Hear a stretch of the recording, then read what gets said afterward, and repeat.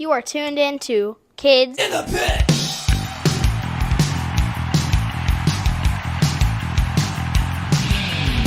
I can roll myself on down the line, telling everybody that I'm just fine.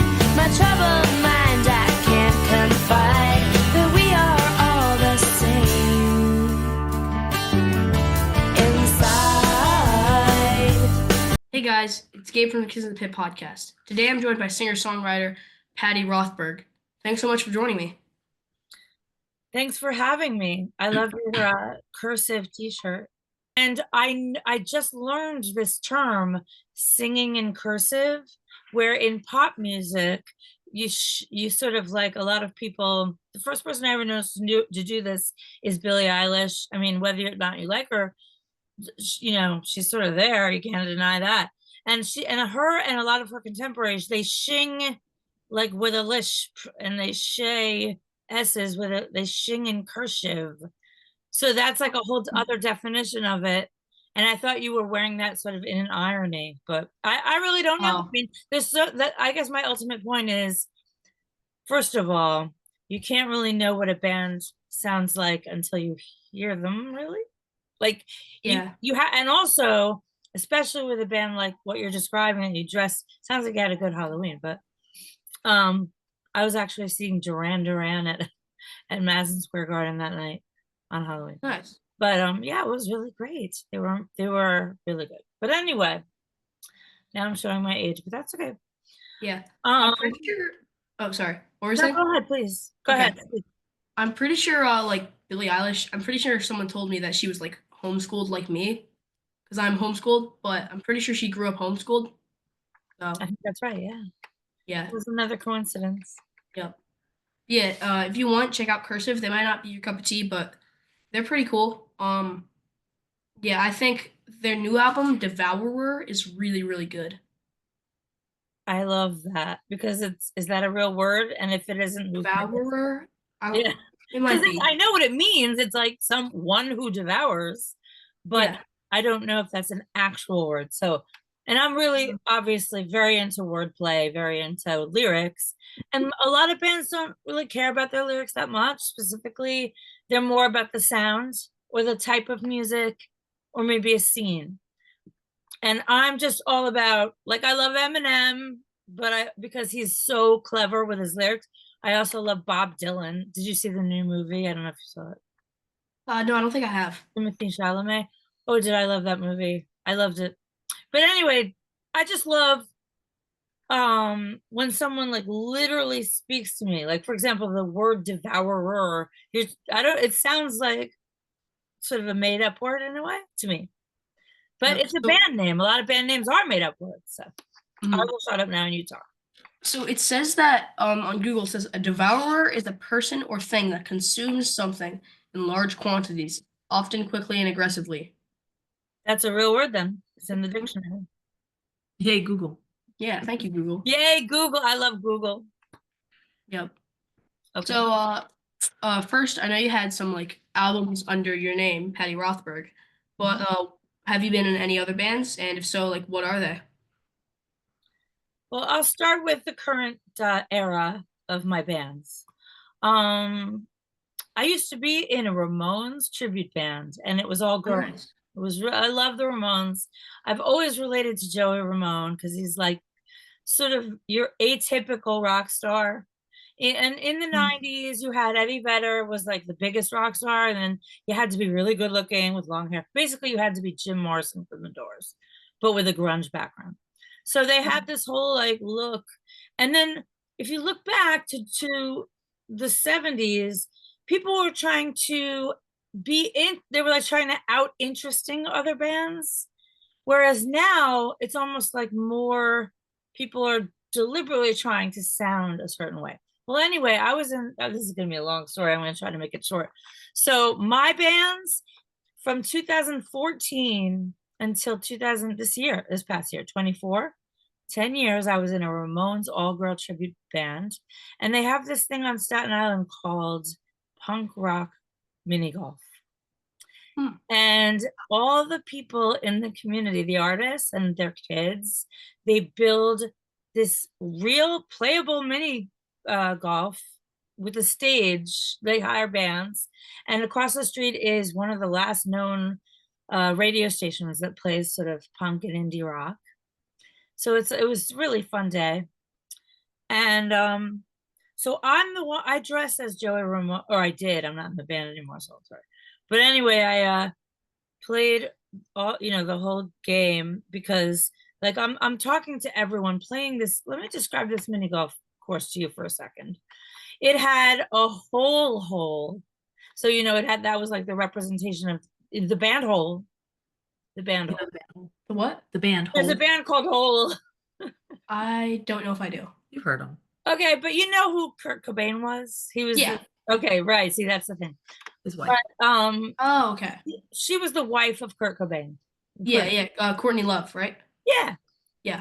That's So her. it Yeah. takes a while, but there are always going to be like portals directly into each other's music. Yeah. Wait. Hole played? So, Or well, I played There a was a whole golf hole with game. Oh, sorry. Go ahead, please. golf. oh, so wait. All the holes at the mini golf were like about bands. Yes, exactly. Oh, So okay. there was was a like a hole. hand cranked. This was the best hole, at least I thought so, with the 4 Converse sneakers, if you will, on a windmill, and the kids would crank the windmill, and the Converse sneakers would go around and around, and you try not to have your ball hit the, like mini golf. Do Except they still do it?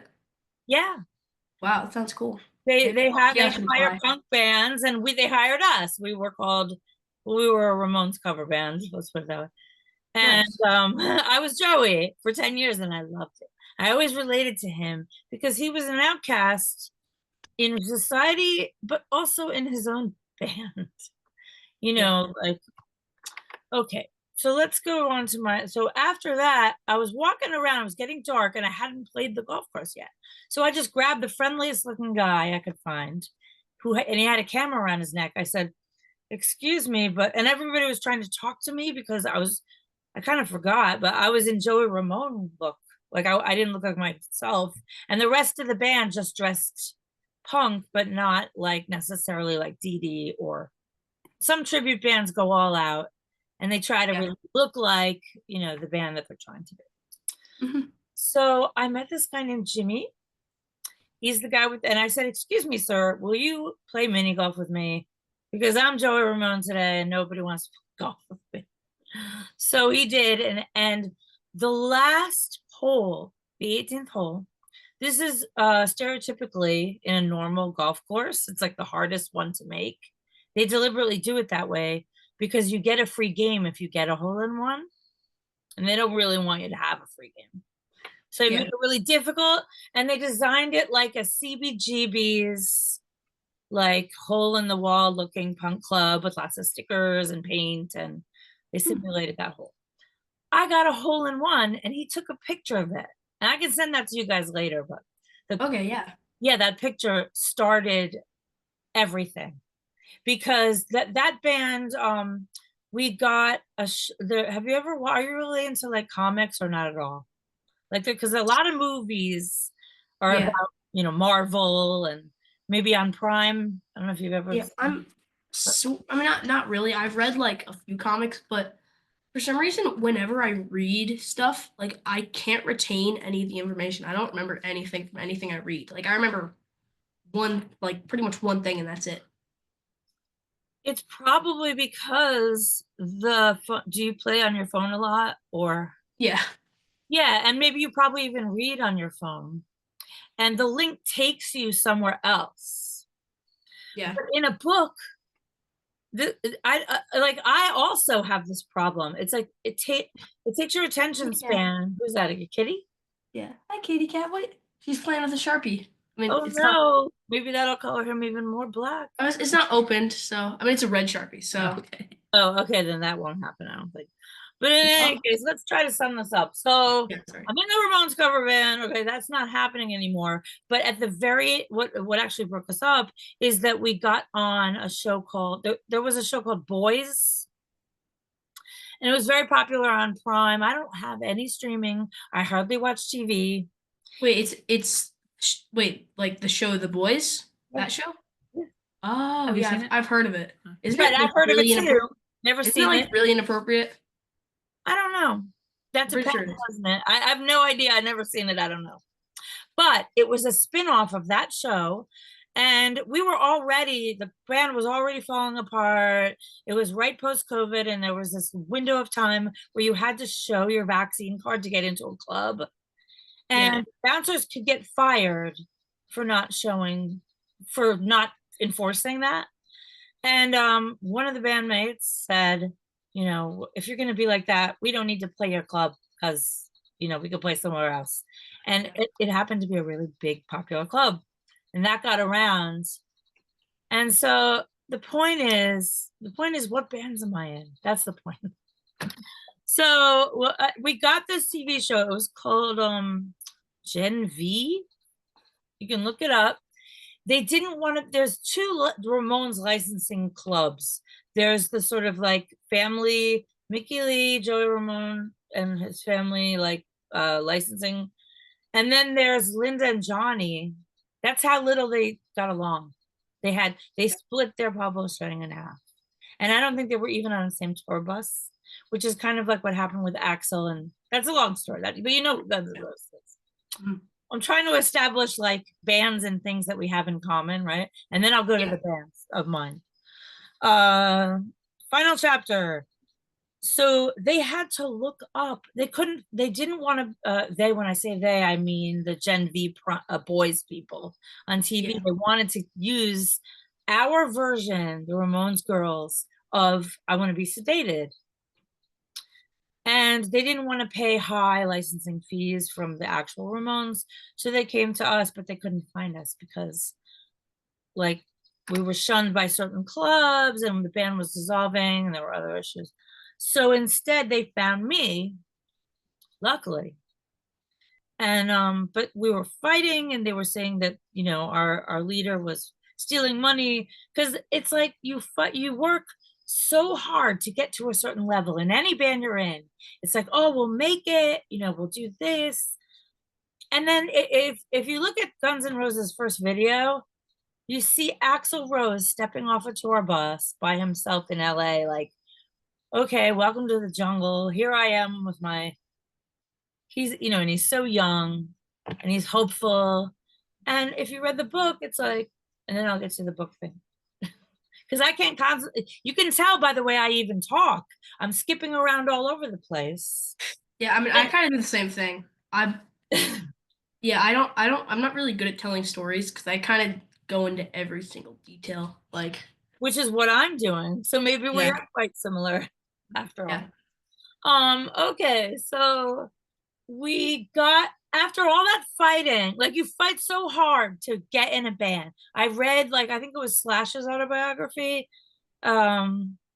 which interestingly, Anthony Bozza, who wrote the article in that Brooke Shields Rolling Stone that I sent you guys, where I was Oh, had an yes. article in that. Yes. We covered. My mom printed it out. We covered up. Oh, Yeah. that's good. That's We very couldn't find the actual the inside article about article. me. Yeah, but you can see that it says, where are you? I'm in the middle, right under her butt. Wait, where is it? She's Oh sitting. yeah, Patty Rothberg, right there, That's me. next to Rob Zombie, Alice in Chains, ZZ Top. Oh, it fell over. Some of my favorite bands. Aerosmith, like that's pretty crazy. Well, here you are, right here, one degree Yeah. away. So it is pretty crazy. And we have to thank Tom Shad. Yeah. Well, why don't we go to my other bands? We only, after all fighting, we did end up on the show. The song was played. It lasted about a few minutes, whatever. And then this amazing 10-year band that was so good broke up because of the name. The one of the boyfriends of the girls in the band didn't like the fact that, well, I had made up the name, so I'm gonna exert my power, and and we ended up making each of us enough to pay 1 month's rent, and that was the end of it. So it was really, really not worth it, was it? No. I'm answering the question for you, but you can give your opinion now. Yeah, I mean, it sounds like it was fun. So It was so much fun. well, then it was worth it. Then Worth it all. if it was fun, it was worth it. Absolutely worth it. And we also met a lot of people, and It was funny this one time, a woman who looked like, Grandma Moses or something, like very, very sort of elderly looking lady. And she came up to me and she said, "Thank you so much for bringing my music back to me." And then I realized, the Ramones changed their look as they got older, and the people who listened to them were already like 25 in 1970 something, 74. Yeah. That's 2 years after I was born. So even though I was late to the show, and I don't know how old you are, but you seem very mature for whatever. 13. 13. Okay, I remember that. Have you ever heard the song by Alex Chilton, 13? That's a good song. No, I don't think so. Okay, well, he had never mind. Okay, so now back to bands. Tom Shad and I met this way on Zoom Yeah. right during COVID. He had a songwriters, and tell me how close this is to, if he told you the story of how we met, tell me I don't if think he did, no. Oh, he didn't even mention me probably. Because you guys probably talked about like other bands, not bands that he was in. Am I right about that? And we talked about a few that he was in, but we also just talked about other bands. We talked about kind of everything. Okay, so you skipped around. That's just what Yep. we're doing. That's what we do. Mhm. So we're in a band now called the Graveyards, but it didn't start as a band and it didn't have a name. It was just his songwriters situation on Zoom during COVID. And I was in Pennsylvania. He's here. We would just write a little bit here, a little bit there, but we bonded on a few things. First of all, there's a great movie by Steve Martin that I recommend to you and your mom. She's probably seen it. It's called The Jerk. He mentioned it. Steve Martin. Maybe he did. I'm sorry, what was that? I didn't hear. Did I he think mention he mentioned it. He might have mentioned it. Yeah, well, we play it at the end of our set because we've both always wanted to do it separately. And then we realized that we both love that movie and we love that scene where Bernadette Peters and he are like sort of courting each other, walking on the beach, and they're singing this song called You Belong to Me. It's totally different from the rest of the music we play, which is sort of metal based kind of. And we ended up having a drummer. The drummer is 1 degree away from, have you heard of Patti Smith? Sorry, what? Have you heard of Patti Smith? Yes, I think so. Maybe, probably. Okay. I don't know. Well, she read a lot of books because she came from a time, first of all, the internet wasn't invented yet. And, she was a poet herself. And I think she was influenced by all the other bands of the time.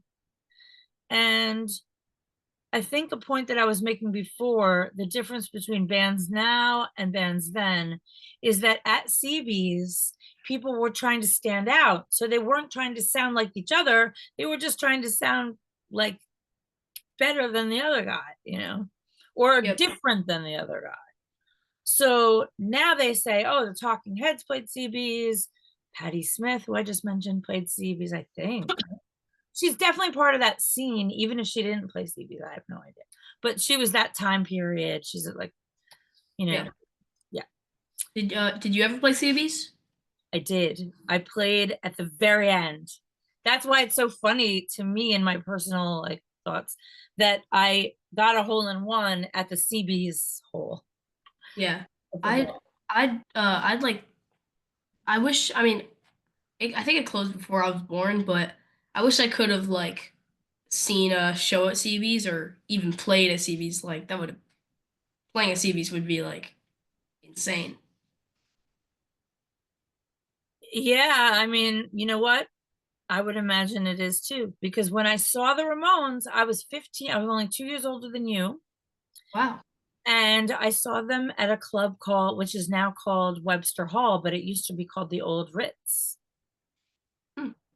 And all of these clubs are within walking distance of where I live now. And, I grew up in a totally different kind of place, where people play football. There were nobody had colored hair. And, when I lived in Pennsylvania, every single person that worked as a cashier at Walmart, they looked more punk than the people here now. It's like they did a flip. Mhm. And that I blame entirely on the fact that you can't afford to live here, so people have to dress like the opposite of us. Like when we know they can't wear like black clothes to work, they have to look nice, and the restaurants and everything about the village, it's kind of like flipped on its head because Yeah. the city was burning literally right in front of CB's. They had dilapidated buildings, and if you hear the word the Bowery, depending on your age and what people that are older will tell you, and I don't mean that I mean me too. Like I'm just like you. I heard about I did never met Joey Ramone, but I'll tell you this much. I went to see Wayne's World, and then all of a sudden Joey Ramone walked in. Wow. And I in 1990, I sat in an empty movie theater with Joey Ramone watching Wayne's That's World, amazing. which is like something not too many people can claim. But I never really met him, because he was kind of like art imitates life the way I was. I was trying to play mini golf, and then I'm like, oh wait, I'm dressed like Joey Ramone. No wonder nobody will let me play mini golf because I'm talking to everybody. You see what I mean? Yeah. Even though Mhm. I'm not even doing it. Anyway, go ahead Mhm. and ask me anything. Uh, um, Stick around. how old were you when you started playing guitar and writing music? I was about a year younger than you. I started writing music, believe it or not, at age 3 because my parents had an upright piano in the house and I was obsessed with it. I loved the fact that, if you press this note, I would memorize what that did. And even though I didn't understand anything technical or theoretical, I understood that if you do this, you get this sound. Yeah. So I taught myself.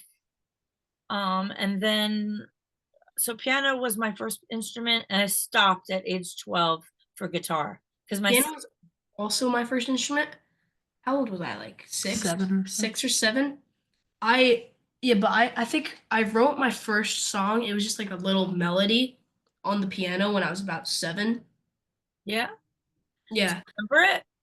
Yeah, and then I think I did that for like probably a year or two. And then I was like I kind of took a break. I was kind of like I kind of got like out of music then, but then when I was 10, I got into Bad Religion. You know them? I saw them once. I don't really remember too well, but I do know them. I know who they So are. I got into them because of my parents and because they have been into like I mean, yeah, they got together through like hardcore and punk and stuff like that. Okay. Um, but I after I like got into Bad Religion, I wanted to play guitar, and for my I think 10 at my 10th birthday party, so about 20 days after I turned 10, I got my first guitar, which was a gift from my great uncle. It was one of his own, and he gave it to me. That's really cool. Yeah, and then Was it an acoustic or an electric or? he gave me two. He gave me an electric and an acoustic. Oh, Um, I mainly played the electric one, but yeah, that's like my prized possession. And yeah, but I like at first I wasn't very good at it. Like, I mean, I'm pretty sure everyone isn't good at guitar when they start, but yeah, I was. Then eventually I just got better at, and I learned scales, and I just eventually was able to keep like a rhythm and do basic solo stuff, which is now I'm in a band. So yeah, nice, good evolution. And yeah, it's meaningful, like the same way that Tom and I, wow, we have this coincidental love for this song. We learned to play it and now we do it at our concert. So, you got this thing from your great uncle, it's your prized possession. You actually use it. See, some people will get a gift like that and just like stick it in the closet and never actually get to share it with people. So yeah. So I'm pretty sure. Wait. So is Shane my cousin? Yeah. Okay. So I'm pretty sure it was like my cousin's guitar because he's like way older than me. Because yeah, and then uh, my great uncle gave that guitar to me because I guess my cousin didn't want it anymore. Um, I wonder yeah, why. now I have it. So Score, you got it. Yeah. That's your main guitar that you play. Like, No. I mean, I'll play it at my house, but like I'm never bringing that on the road in case we got in a car wreck because if I lost that, that would be horrible. I got you. Yeah, I'm never taking that anywhere outside my house. Nope. I lost my prized guitar because I had to sort of leave in a hurry and I didn't check all the guitar case. I just assumed that it was in the case that all the guitars were in the cases that match where they usually are. But sometimes when you are playing frequently, you might and not expecting to leave suddenly, like you put the guitar in any case and you don't think about it much. And then that's what I did. I swapped cases and I left without my Fender Strat. But the good news is I have an amazing handmade guitar from another source. It's a long story, but it looks just like the other one, sort of. It's a flowered pattern. It looks sort of like something you'd see on from the 60s. It's actually the original. Have you ever seen Paisley Telly's I don't think so. I don't think I have. You may have seen a band where somebody plays one. It looks like they're pink, and there were two models that kind of looked alike. There was the Paisley, and that was the Telecaster, and it had a pink pattern on it with like sort of, I don't know what you call them. They look like pink amoebas. Paisley. And then there was Leo Fender, who's a Fender. Try you heard of that? They had a '68 reissue. Have you heard of Jimi Hendrix? Okay. So they Yeah, I've heard of reissued a Jimi Hendrix guitar, and that's the one I bought because when I went to Manny's, which unfortunately, it's like I understand what you're saying when you're like, oh, I'd love to go back in time and play in CBs. It's the kind of place where you would think they'd preserve it because it's such a staple of New York. So many people came here to see CBs when it was around. And it's the same thing for 48th Street Guitar Row, because there was a time when you could actually go into a store and see guitars just lined up, beautiful guitars of every kind, Flying V's, everything you would see in a Sweetwater catalog or wherever you get your guitars. Not from your cousin though, because you can't take that out. But like sort of just any kind, like you can touch them, you can plug them in. And I thought that would be there forever because it was a part of New York the way it was back in the 80s, the late 80s. And I think CB's closed in the 90s, and there's sort of something about it in Vegas, maybe. Like, I haven't ever been there, so I don't know what they kept of it. But I think that the owner sort of rebuilt it in Las Vegas. Now, shut up. So, no, you want to hear the rest of my bands? So, Sure, I yeah. have the Graveyards, and Yeah. we play songs that are kind of, if you took Bob Dylan and made it electric kind of thing. And that's my own, and I own that. That's my influence because my uncle gave me a Bob Dylan record, and I loved the attitude. It was very in your face, and you could hear exactly what he was saying because of the instrumentation. Now, there are certain ways, like I know more musicians these days that hate writing lyrics. Do you like write? How do you write? What's your process? Like, do you write lyrics first or?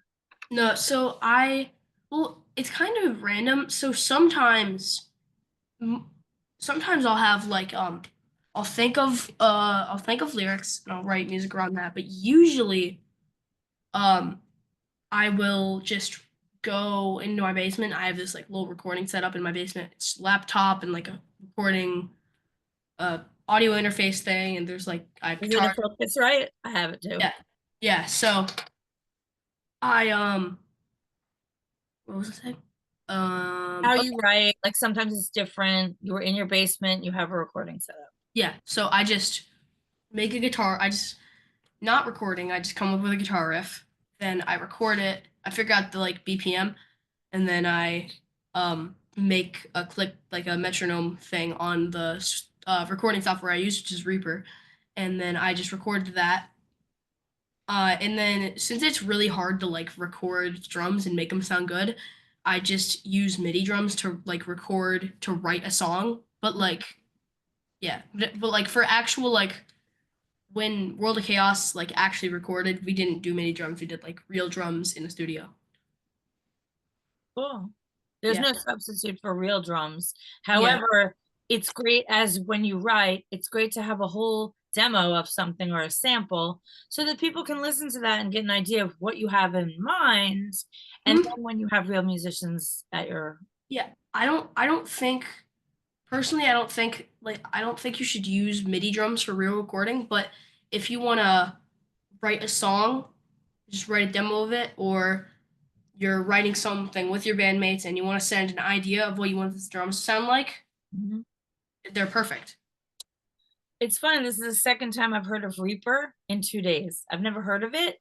And the other day, this is why I don't have like a particular religion, except maybe bad religion. But I have a thing. If I had a religion, it would be synchronicity, because What? everything synchronicity, which means things coincidences. Okay. Remember Oh, the word, because that's one of my 4 bands. So believe it or not, with all these things we're talking about, I'm bringing it all back home. That's a Bob Dylan reference. Uh, I to tell you how many bands I'm in. I'm in 4 bands. You know, and I believe that Reaper, like I didn't even hear of it, and now you tell me that that's your main recording device. I'm on Logic, which is okay. sort of like Apple's version of Pro Tools. Yeah. Mm.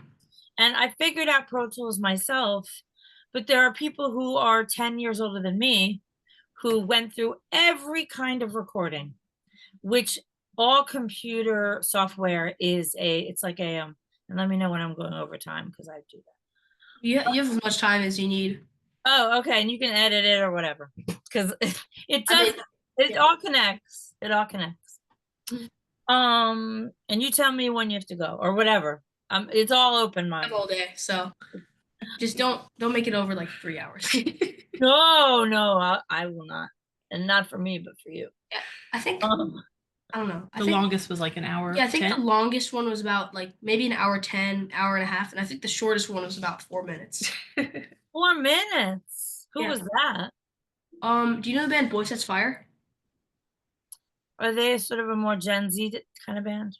No, I'm they're from. When are they from? Like the 90s. 90s. They're a hardcore band. They're from Delaware, which is where we're from. Oh, I think it was 6 minutes. Yeah, I think it you guys was. are the first state. Yeah. Let's hope it's Um, not last. I think it was just some people just don't talk as much, and I think he like just some people talk a lot, and some people don't talk that much. And also, it was one of the first interviews, so I wasn't like as I didn't really talk as much in the interviews because it was like what the probably the fifth or sixth interview. It was one of the first ones. Yeah. But the combination of those two made it really short. Wow. Yeah, but That's kind of cool in a way because it's like you guys were on par, even though you were in a like you didn't know what to say exactly yet because you were just developing you're a talk show host, so the word talk is in the title, but this guy didn't talk much. yeah, So it's kind of like I guess it's an irony thing, but also I love some of my favorite songs. Remember, I was in a Ramones cover band, so yeah, those songs are 2 minutes long, and Beatles songs, you can't deny their influence on things, even though people rebelled against them. I don't know why, but are you okay? yeah. I just have a really bad cough right now. Oh, I'm sorry. I It's hate fine. to talk. That's why I'm talking so much, maybe, because I don't want you to talk if you have a cough.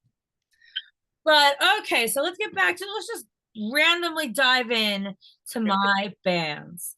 Okay, there's your hair. Hello. No, I'll wear Whatever, it looks good though. Okay, so should I start with yesterday or the beginning? it. Here we go. That looks great. I have no idea what I look like, but it's okay because it's fine. All right, so I'll start with yesterday and then go to the beginning. Because my whole point is that my career went backwards. Like you had Hall and Oates, right? And I don't know if you even know who that is. But they were Daryl Hall, John Oates. You probably heard one of their songs on like an AM cheese station or something, but they were great. I mean, they wrote pop songs. They were like a duo, and they both harmonized and they played guitar. But they didn't play like metal or hardcore. They were just on the radio in the 80s, and everybody kind of knew who they were. And it was like fun music, which doesn't necessarily exist anymore. I mean, I'm sure it does. I'm sure it exists. But like, you could say, hey, what's your favorite band? Oh, the Ramones. What's yours? Bad Religion. Cool. Oh, Man Eater's on the radio. Let's turn it up. You know, it was like, there was something about them that just transcended labels, I think. You know what I'm saying? They probably had a. Okay, let me just go on and on. So I was signed to a major label like right out of basically college.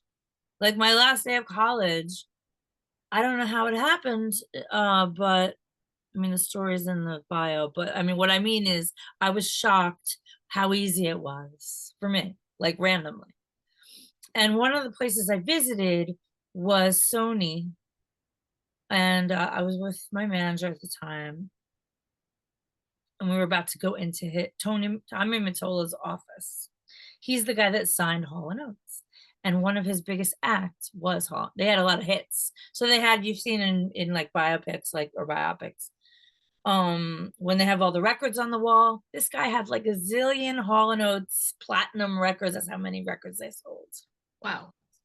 Yeah, and I was like, oh, I have never even barely touched my guitar. Like, what am I doing here? You know, I was nervous. And at this particular time in history, they had pianos all over the floor, and I wondered if anyone ever played them. Like, they must have each cost thousands of dollars. So I tiptoed around those and sat down. And then I go in there, and this guy says, or I said to him, nice to meet you, Mr. Vitola. His name is Tommy Mottola. That's like going up to Beyonce and saying, nice to meet you, Beyonce. Like, I was so clueless, I had no idea, right? So picture my influences leading up to that moment. I was listening to the band Hole at the time, because it was 1994 or 5, right? And also the Ramones. I grew up listening to X, and you know, all these punk bands were the bands that I liked. But at the time, but they were looking for something totally new. And it's the same thing with CBs. I mean, when the original bands like Joey Ramone and Talking Heads had just gotten together, they wanted a place to play. So they found CBs, and this guy Haley's like, okay, I'll take a chance with you. I'll take a chance with you.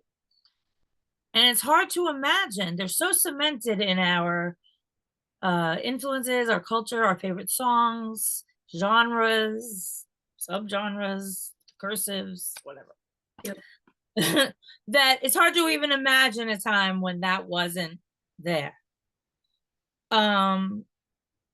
But besides nice to meet you, Mr. Vitola, it's like, how did I get here? Oh, there's a Talking Heads reference, but I couldn't believe that it was so easy to just like meet all these people. And then one thing led to another, and I met the guy who, did you watch the show Billions? I'm not sure. I don't think so. It's still on, I think, but they're probably in their like 80th season. It's a very successful show. And the guy, his father was the K in SBK Records, which used to be CBS Records. And it goes on and on and on backwards, right? So that's my whole point is, I really had no expectations that I would end up, you know, with a solo career. Whereas now Daryl Hall has a solo career. And he worked really hard to get to where I ended up with that by accident. You see? So you know, you have this image in your mind that, you know, time is kind of linear, and well, if you work really hard, you know, your band, now I forget your name. What's your band called? Yes. Dust? World of Chaos. Oh, World of Chaos. Okay. You want to hear. So yes, World of Chaos. It's a perfectly appropriate name for now, right? Yeah. Isn't it though? So I can't wait to hear you. And it's just the kind of thing where, any band wants people to be in the audience. Like when the Sex Pistols started, their whole thing was to like hawk up a loogie and spit at, like, their audience would spit at the band, or nosh pits, because that's the name of your show, right? The Pit, from the Pit. Yeah, Kids in the Pit. Kids in the Pit. Kids in the Pit. I was a kid in the pit once, but the problem was I was really skinny, and like younger than, maybe around your age, and I really wanted it. Today's diving looks so much fun, and then like try it and then crack your head open and you're dead. So sometimes, like, I'm not ragging on it, I'm not saying it's bad. It's not for everyone, is my point. Just go in the pit at your own risk. Like, Yeah. judge how dangerous it is, have a good judgment, and if it looks too dangerous, don't go in. Yeah, it's at your own risk. I think it's also almost like bull riding, in the sense that it's a skill in a way. Yeah. Because you have to navigate it. I love there's a movie with John Travolta in it called Urban Cowboy, which you've never seen, and that's okay. But she wants to ride this mechanical bull. Have you ever heard of these things? It's like I've seen Mechanical Bulls, but I haven't heard of the movie. it's okay. I think to me, that's a feminist movie, but most people watching it wouldn't see it that way. Because it's like she could just get slapped around by everybody. But you know what? She comes out on top. Anyway, so you get whatever message you get out of some critics will rag on something because they're trying to like rip something up just to get a name out. Whereas people work their whole lives towards something and they just rip it to shit. Yeah. But all right, so I'm gonna just go back to my solo career and how so-called easy it was, relatively easy. It's a lot harder to figure out who your audience was at the time that you were on the radio. Like, that there are a lot of people out there listening. Probably easy now, because you just type in a name and be like, oh, these people from Delaware know me. Put them on, these people, and boom, you have an audience, right? I mean, they used to have this thing called a ticket buy, where wow, I'm telling you, that's cool. A ticket buy is basically when, once you are signed, some people's responsibility is to get bodies into the clubs. That still exists now. Like, I don't know, you're probably, I don't know, but you're because you're, how old are you? You seem like you're 100 years old. Very wise. 13, yeah. 13, right. So you're on the precipice of all the knowledge in the world. Just enjoy that. But it's so hard to get people. The club's job is to get anybody into the seats so that they buy beer, so that it's like a machine. Yeah. And then there's this band called Rage Against the Machine. Are you familiar? The bassist of World of Chaos, he really likes them. Who? The bassist of my band, World of Chaos. World of Chaos. Okay, you said it so fast, I didn't hear you. Oh yeah. Yeah, World of Chaos. I'm a huge fan. I love Rage Against the Machine. First of all, it's a great name. It was perfect for the time. And, I'm somebody that always questions the meaning of lyrics, whereas some people, they speak through the music itself and they feel like that's enough. And it is for them. For me, I'm going to question it.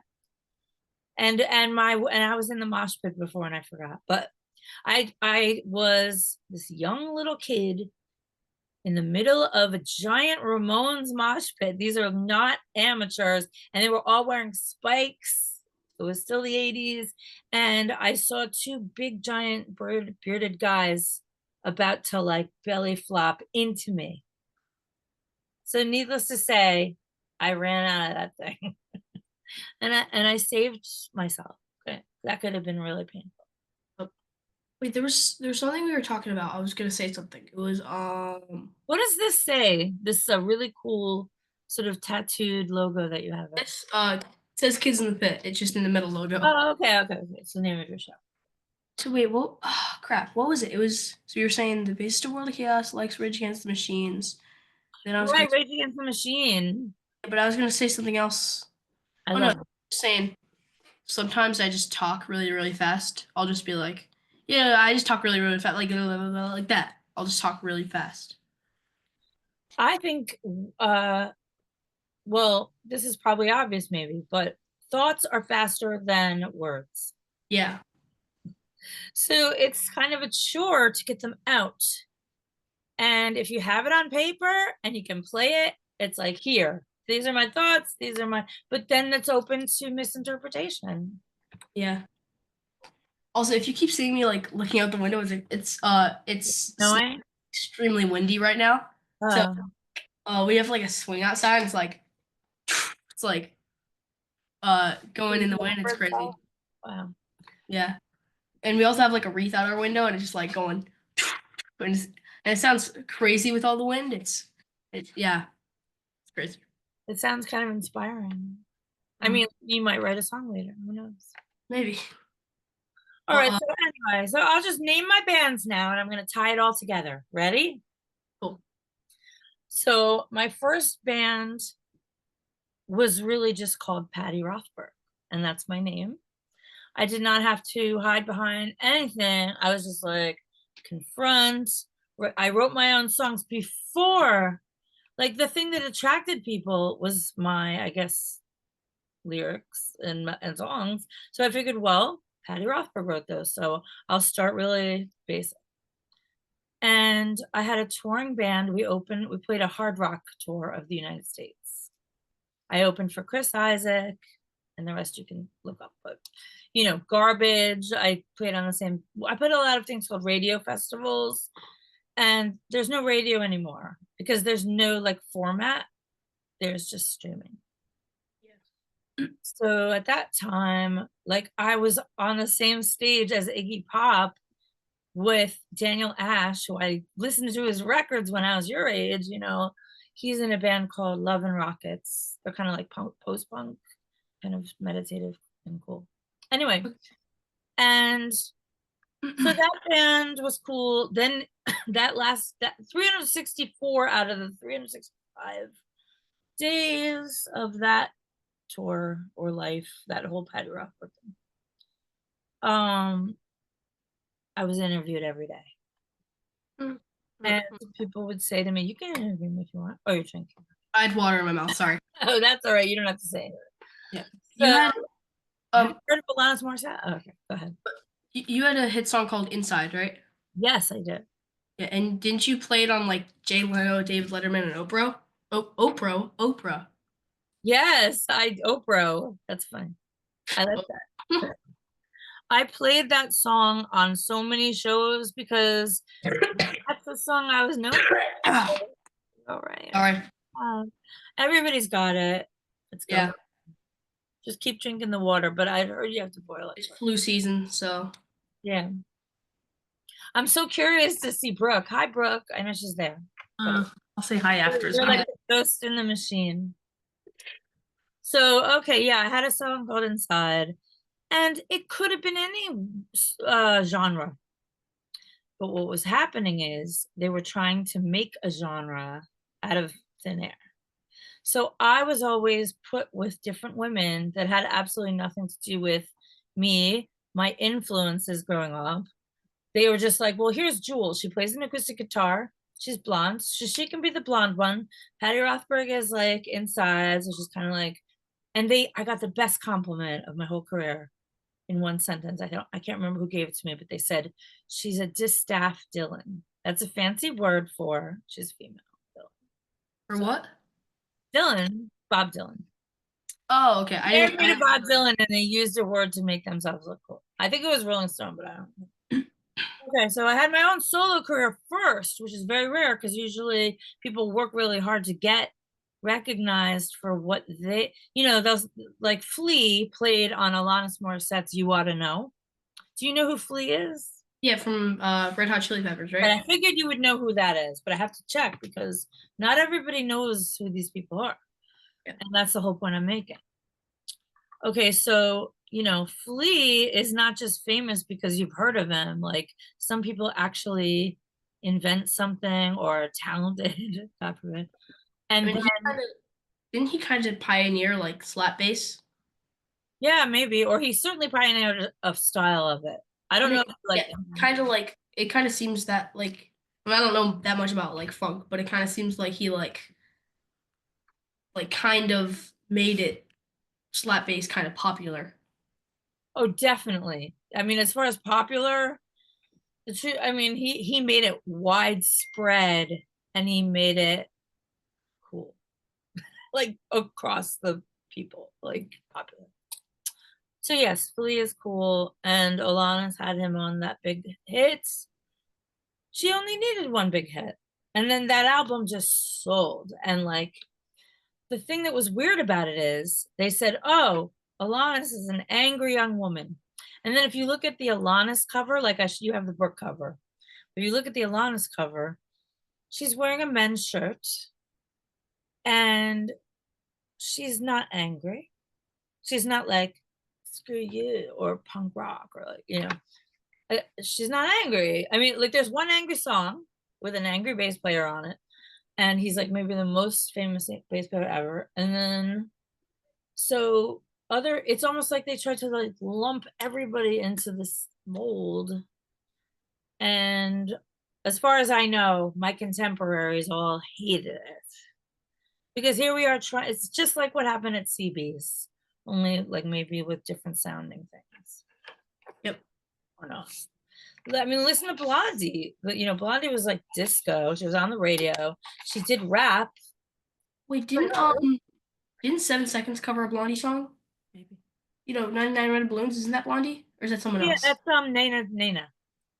Okay. Yeah, she was like a that was on the radio, like the same way that Hall and Oates is. Like almost everybody loves that song. Yeah. 99 Lift Buttons. So now this is why it's hard for me to focus on like one band because even though I'm always like I've co-written with a million people. I co-wrote with Tom for 4 years over Zoom, and we've already established that it's difficult to do that because the software wasn't developed yet to do it properly. So it was like, here, I'll send you lyrics, here you send me a song. Yep. And now I'm going back. Oh, okay, so 4 bands. Oh, the Ruminators. This is like a duo with my friend Jill. And the two of us write songs about it's just like life today. I don't even know how to explain it. It's a little bit, it's not exactly feminist because we're definitely not angry. We're funny. So through just telling the truth the way situations are, it ends up being feminist just by default. So it's the Ruminators, and that's a great band. And then whoever I'm forgetting, I apologize. Oh, the Deep Drags. Okay, so the Deep Drags started when I had one COVID friend. And what I mean by that is, in the very beginning, I was stuck in a room for 2 weeks because nobody knew what it was. I don't know if you quarantined. You were probably a baby or something. Yeah, I mean, You said you were like 9. yeah, I mean, Okay. I You were was 8? 8 or I'm 9. not good at math, so. But yeah, so We stayed home. yeah, because I was 12 for the majority of 2024 because I turned 13 in November. So I was when it started, I was 8. Yeah. Yes. I mean, it was it was kind of it was kind of awesome for me because I liked staying in the house and playing like video games. So Right, I understand. It but was now a big snow day. it definitely wasn't a good thing to happen because a lot of people died, but That part is true. yeah, but for like also because when I was like 8, I mean, yeah, like I said earlier, I've been homeschooled all my life, but pretty much all my friends go to school. So I wasn't able to play video games with them at like 10 in the morning. So they didn't have to they weren't at school. So during quarantine, they weren't at school, so we could play video games all day. So you were like the equivalent of a pinball wizard just because you got so good because you had the advantage over all these school-age kids? Or is that does I know, that I mean, I kind of still sucked at the game, but Oh, really? Like, yeah, what was your favorite video game? Oh, I and mean, by the way, you have no idea how amazing, like, if you want to be in my video, you'd be perfect because we just finished filming a video called Emo Man. And it's about a guy who, like, is influenced by the Beatles. He tries to have a band, and then all of a sudden, punk comes in as popular. And then this changes, and people dress differently. So he can't have a band because people keep not thinking they fit with him. And then in the end of the video, this is a Ruminators video for a song called Emo Man, which I guess if we watch this back, I can send you a video and you can see it. yeah, sure. Okay. The video we just made, obviously not that one, but the song that we made this video for called Emo Man. And in the end, the concept was we're all the same. And that's my hit. It's called Inside. So it's like everybody's kind of the same, we're looking to be in a band. When this emo man started, he looked up to the Beatles, and the Beatles were trying to be like the Kings, and Bob Dylan was trying to be like the Kings, and so everybody's trying to be like something, but some people are just trying to express something. Yeah. So, my computer is so bad. I'm trying to be a video game playing, like, computer person. When I was like 8, my main game was Fortnite, which I play a little bit, but I don't really play it much anymore. But yeah. So now my main game is this game called Geometry Dash. Have you ever heard of it? Probably haven't. I've never heard of it. Okay, it's not that sounds cool. So it's a rhythm game, and you're like you're moving across like a screen, and you have to jump over obstacles to music. And there are some really, really hard like levels, and me and my friend who's in World of Chaos, we're really competitive together on it. I think he's a little better than me at it. We're always like trying to beat harder levels. Yeah, we're like always trying to compete. It's Do you play sort of like this, or do you play how do I explain this? Like, are you sitting next to each other in a room competing? um Or does it so compete over sometimes when he's computer? at my house, sometimes he'll be at my house and we'll do it that way, but sometimes he'll be playing at his house, I'll be playing at my house, and we'll like hop on a call together. So either. Yeah, kind of either or, but usually we'll be like calling each other while playing it. Yeah. Okay. Yeah. That's so interesting because it's so different. I mean, I have a friend. Well, Tom is my friend, actually, the one. It's actually Tom, and you already know him. I'm dying to hear Tom's interview because I know it's going to be so different than mine. Wait, did it come out yet? It's out. Okay, yeah, it's already out. So I want to see that. But cool. I mean, I know Tom, so I know that he probably talked in a very linear fashion about all the bands that he was in first, and then and all the bands that influenced. Am I right? All the bands that influenced. Yeah. More about music and his favorite bands, right? Yeah, he's been in a lot, like a lot of bands. Right. Yeah. And that's great. I mean, I've also been in a lot of bands, but I was focusing on like today because if I didn't do that, it would just be so scattered. Yeah. A zillion bands. So. So we got only like a few questions left now. Okay, fast. So what was your favorite TV show when you were my age? Let's see. When I was 13. I don't know, what year was that? Was that like 1986 or 7 maybe? Maybe. Well, Wait, how old are you? I don't want to say it out loud. It was weird. I'm 52. Okay, so wait. Like, am I 52? I guess I am. So wait. So 1986, correct? Yeah, because 40 years ago you'd be 12, so that was 1986. I mean, no, 1980. Wow, so you were 12 when my dad was born. Oh my goodness. Wait, No reminder. well, you're It's fine. My mom's only like 5 years younger, so Yeah, I'm 46. Oh, okay. So we're like, we're the future of rock and roll. Right. Rocker and roll. No, we're fine. Yeah, like 86-ish TV shows. I'll yeah. tell you this, in around 86, that's when I discovered all the like punk stuff that inspired me. And it wasn't like in real time. It was like I discovered it on my own. For example, I loved Susie and the Banshees, and before that, my heroes were Olivia Newton-John. They're like total opposites from each other. Like Olivia Newton-John, because I saw Grease and Xanadu, and like I just thought she was like the angel. And then there was Susie, The Cure, all that punk stuff like the Bromley Contingent, and of course I liked Billy Idol. Billy Idol is kind of like the Hall and Oates of solo careers.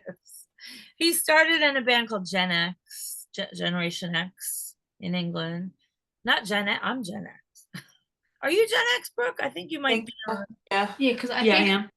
yeah, Okay. I'm pretty sure what so millennials are like what 90 to I think they're like 97 to like 80 something. I don't know.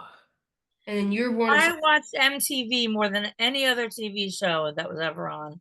I mean, when I was a kid, I would come home from school and I'd put on like, Queen's Greatest Hits, or I might put in Duran Duran's video collection, or like I loved synth pop at that time.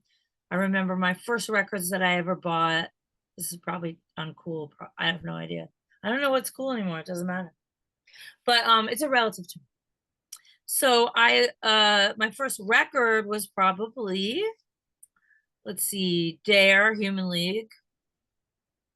Chris, what's his name? Boy George. Oh, Culture Club. That was 1984. But the only TV for me were these little cinematic films spliced together and very strange and weird called MTV. And MTV was filled with all of my favorite stuff. It was like 24 hours of just awesome music and their videos. So I loved MTV. That was the MTV. nice. Well, what would you tell your 13-year-old self if you could give her advice now? Whoa. I would say, good job. Be a loner, because it's the only way that you can really have it all. Like if you join a club or clique, then you miss out on other things. So that's what I would tell myself, is like, good job. Keep being I a mean, loner. yeah, I think it's better to have like 5 good friends than like 25 okay friends.